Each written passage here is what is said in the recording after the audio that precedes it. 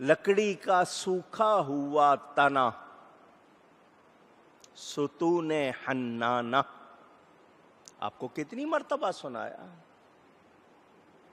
حضور صلی اللہ علیہ وسلم مدینہ منورہ آئے، آتے ہی سب سے پہلے مسجد بنانے کا خیال کیا. ایک جگہ تھی، باغ، کسی زمانے میں رہا ہوگا.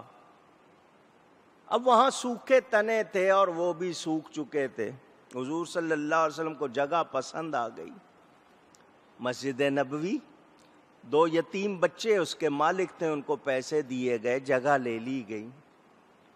حضور صلی اللہ علیہ وسلم جب خطبہ ارشاد فرماتے، ایک ستون سے پشت ٹیک لگا لیتے. خطبہ ارشاد فرما، بڑھئی کارپینٹر جس کو کہتے ہو، ترخان، لکڑی کا کام کرنے، وہ خاتون تھیں. انہوں نے عرض کی حضور اجازت ہو تو ممبر بنوا دوں. اجازت دے دی انہوں نے ترخان سے، ممبر بنوا دیا، ممبر منگوا لیا، رکھ دیا.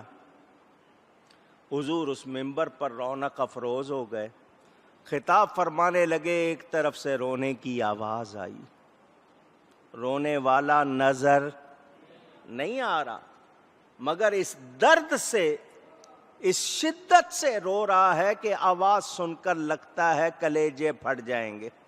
اتنا درد اس کے رونے میں. سارے لوگ سن رہے ہیں. مثنوی میں مولانا روم نے اس کو بھی بیان کیا، حدیث ہے. استن حنانہ از ہجر رسول، نالا میزد ہمچو ارباب عقول. جیسے عقل والے روتے ہیں اس طرح رونے کی آواز سب سن رہے تھے، مگر کسی کو پتا نہیں تھا کہ کون رو رہا ہے.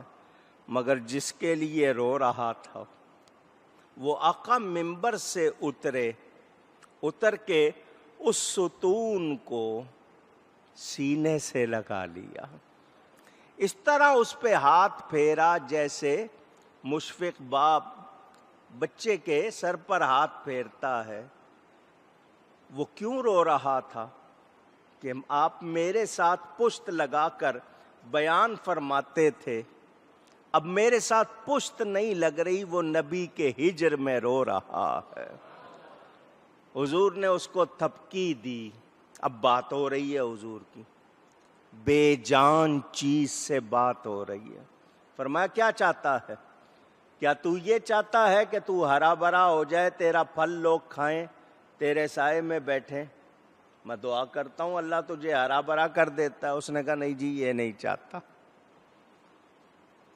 میں کیا چاہتا ہے؟ اس نے کہا جی میں تو آپ کا وصال چاہتا ہوں، آپ سے تعلق چاہتا ہوں. جس طرح آپ کی پشت میرے ساتھ لگی ہوتی تھی، تعلق چاہتا ہوں. جہاں ممبر رکھا تھا حضور نے وہاں پر گڑھا کھدوایا، اس ستون کو، اس میں اس کے اوپر ممبر. فرمایا تعلق ہی رہے گا. وہ آج بھی جنت میں لگا ہوا ہے، اسی کے اوپر ممبر بنا ہوا ہے. نبی نے بے جان سے بات کی، اس کو زندگی عطا کی. تو یہ کہنا کہ وہ پتھر جو بت ہیں وہ بھی اور یہ چیزیں بھی برابر، کیا ایسا مان لیں گے؟ پوچھ رہا ہوں آپ سے. تو میں نے آپ کو بنیاد بتا دی، آپ کی سمجھ میں آ گئی ہوگی